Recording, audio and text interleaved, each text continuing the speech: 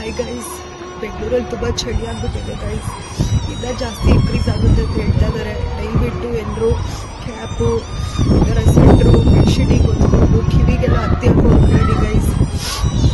ಕೊನೆ ಪಕ್ಷ ಕಣ್ಣೀರು ಹಾಕ್ಬಿಟ್ರೆ ಕಣ್ಣೀರು ಓಡ್ಸಕ್ಕೆ ಬರ್ತಾರೆ ಗೈಸ್, ಆದರೆ ಗೂಗಲ್ ಕೊಟ್ಟೆ ಬಂದರೆ ಯಾರೂ ಓಡ್ಸಕ್ಕೆ ಬರಲ್ಲ ಗೈಸ್.